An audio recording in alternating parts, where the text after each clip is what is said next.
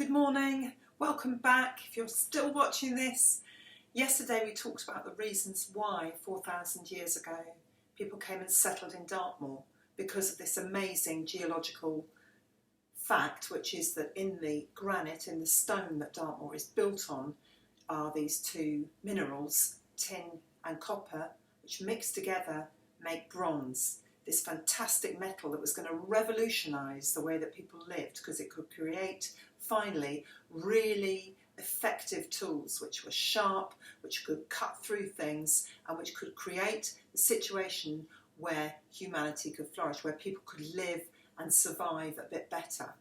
And so on Dartmoor appeared all these settlements, which is what the next worksheet's about. Settlement just means a small group of houses, or a village really. How these houses were built, as you'll see from the pictures, is that they were round in shape. The bottom bit was stone.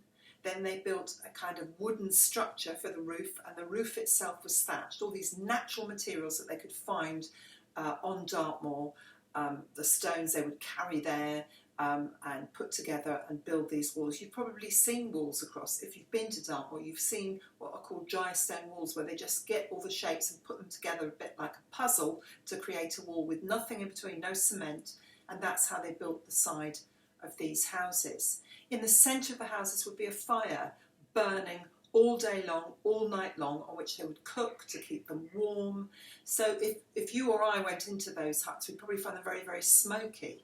And there was sometimes a small hole in the ceiling to let the smoke go out, but it kept the wood dry, it kept the whole thing dry.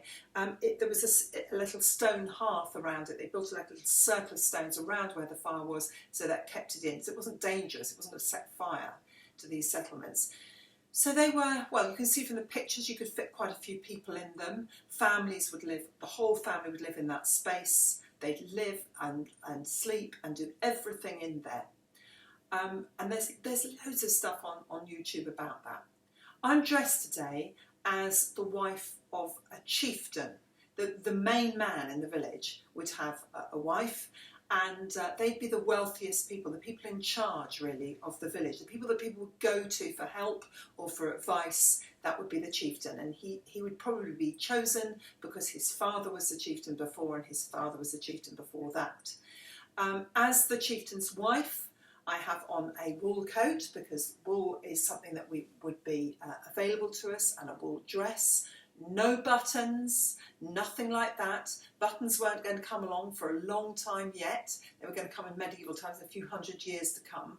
But I do own some jewellery to show that I'm important. Most ordinary people would have no jewellery at all, because what jewellery is made of, tin and copper, was so valuable, or it was from traders. They would bring across things like amber beads from Europe and further afield, and that was so worth so much, only somebody like the chieftain's wife could wear it. So I'm wearing a copper and tin necklace there, you can see, and I've even got earrings in to show how wealthy I am.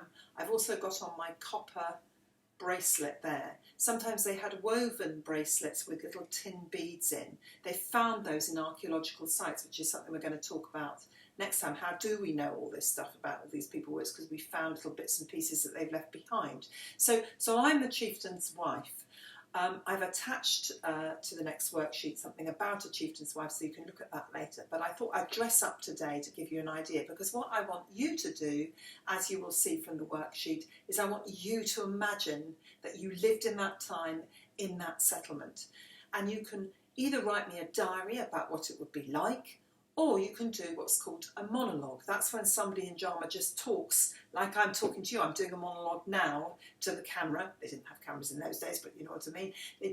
You're talking all about your life. So you're saying, I got up this morning, and the first thing I did is I went down to the river to collect the water so that we could boil some water to cook some pottage, which is kind of like a soupy stew kind of type of thing that they would have eaten for our breakfast.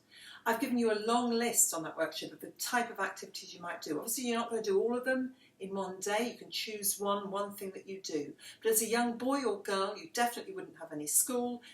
From the age of about 4 or 5, you'd be working. You will have been taught the skills by your father, your mother, your brothers or sisters, and it would be your job to contribute as much as you could to the settlement. And as you did that, you were learning those skills of hunting, of weaving, of potting, of thatching, whatever it was, so that you were contributing to that and making your mark on that settlement and living your life.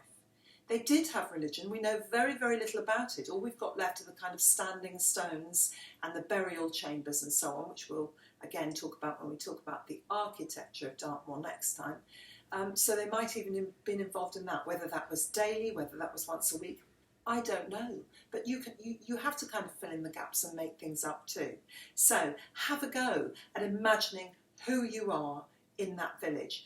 Come up with a name for yourself which is based on something you're named after, something in the natural world. You might be named as the brother of a bear or as strong as a wolf or something like that. They had wolves in England in those days. So have some fun. I hope you enjoy thinking about who you might be in that settlement. I certainly enjoy dressing up. You all know that anyway. I'm always dressing up. And I'll see you next time. Bye.